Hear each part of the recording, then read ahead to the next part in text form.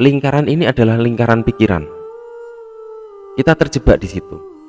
Di situ cenderung mengarah keluar, hanya memperkuat pemikiran dan akhirnya ada keterlibatan nafsu dari sinyal-sinyal yang murni tersebut.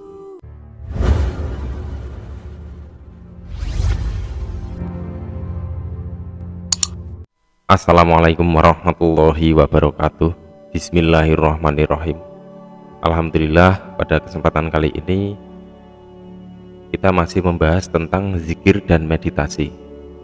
Apa hubungan zikir dan meditasi? Apa itu kata hati? Bagaimana menggunakan kata hati dengan benar? Apa tujuan zikir dan meditasi?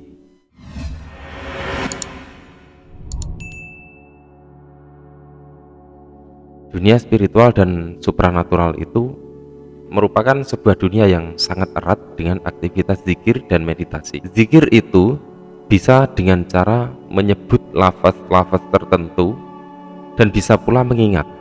Sedangkan dalam meditasi dan zikir, saat aktivitas mengingat tersebut tentu berhubungan erat dengan sikap konsentrasi, lalu melepaskan pikiran, kemudian masuk kepada renungan yang bertujuan sama, yaitu sampai kepada Sang Maha Pencipta. Jadi pada intinya, aktivitas zikir dan meditasi tersebut hanya berputar pada pikiran, otak, akal, dan rasa. Disitulah semua aktivitas berputar. Kemudian selain itu semua, ada juga sisi batin manusia yang sangat penting, yakni hati kecil, atau kata hati, atau dalam bahasa Jawa kerenteke ati. Selama manusia masih hidup di dunia dengan segala kelengkapannya, kata hati akan selalu ada dan nyata kehadirannya. Tinggal kemampuan seseorang bisa mengakses atau tidak. Dalam kondisi tertentu, kata hati atau hati kecil akan selalu berbicara. Sebuah kata hati, kata kebenaran, sebuah bahasa kemurnian akan selalu ada di dalam kehidupan kita. Lalu apakah kata hati itu bisa mengalir dengan sendirinya ataukah bisa kita kehendaki? Para sahabat semua, ada sebagian orang dengan obsesinya berpikir untuk menggunakan kata hati pada sebuah permainan seperti tebak angka atau bahkan togel. Diibaratkan saja, itu adalah deretan sebuah angka.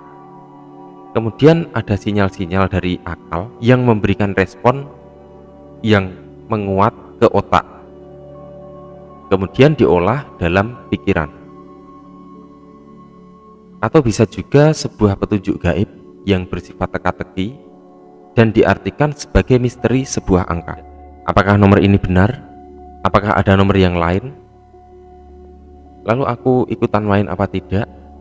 Lingkaran ini adalah lingkaran pikiran. Kita terjebak di situ.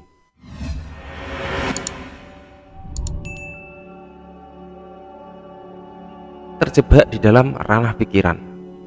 Di situ cenderung mengarah keluar, hanya memperkuat pemikiran dan akhirnya sampai pada lingkaran nafsu.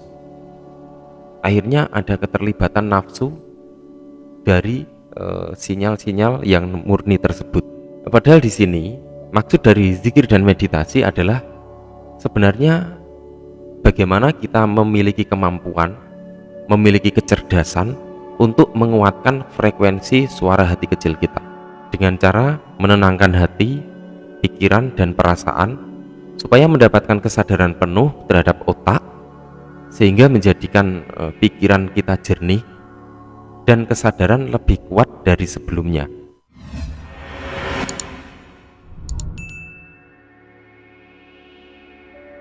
Para sahabat semua, untuk menyikapi hal ini perlu sangat cermat sekali. Ternyata suara itu tidak lagi murni dari dalam diri. Akan tetapi ada keterlibatan pikiran dan nafsu.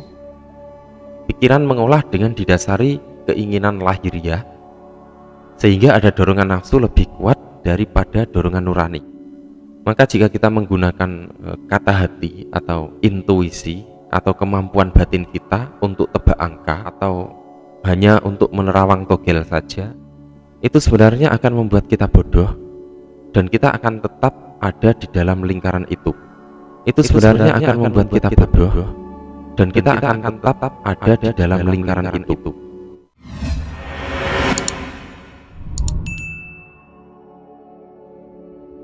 Maka artinya kita bukan lagi manusia, kita bukan lagi manusia yang berakal, kita bukan lagi manusia seutuhnya.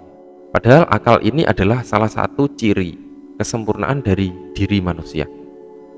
Para sahabat semua, jadi zikir dan meditasi adalah berfungsi untuk membuang sampah-sampah pikiran kita saja dan menggantinya dengan mindset yang baru, sehingga kita bisa menguatkan nurani. Semakin hati dan pikiran kita bersih, tenang, dan semua selaras, maka semakin menguatkan intuisi dan hidup kita menjadi lebih ringan.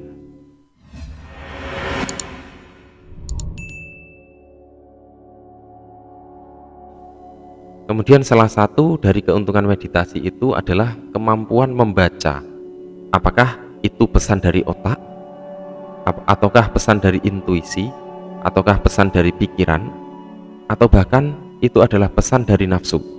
Sehingga kemampuan kita akan lebih meningkat dan mampu memiliki kebijaksanaan untuk membedakan itu semua. Bahkan pada tingkat kesadaran tertentu, semua alam yang terlihat, semua penampakan yang terlihat di alam gaib, seseram apapun itu dan seindah istana apapun itu semua hanyalah sebuah tampilan pesan untuk dibaca dan dimaknai. Semua tampilan itu hanya menceritakan saja. Sehingga setelah mengetahui pesan-pesan tersebut, kita akan menjadi paham dan kita akan mampu menjalankan kehidupan di dalam dunia ini.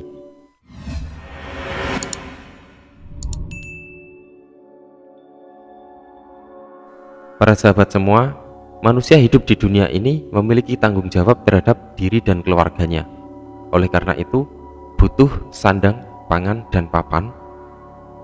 Dan kita harus memikirkan tanggung jawab itu dan bukan hidup dengan alam imajinasi kita sendiri, dengan berangan-angan mampu menghidupi keluarga dan tanggung jawab kita di alam nyata ini. Meskipun ada beberapa kenyataan yang bisa melakukan hal ini, mampu tembus terhadap deretan nomor di togel, saya harap kita bisa ingat bahwa hukum sebab akibat itu ada dan akan tetap berlaku. Semoga bermanfaat. Wallahu a'lam bishawab. Wassalamualaikum warahmatullahi wabarakatuh.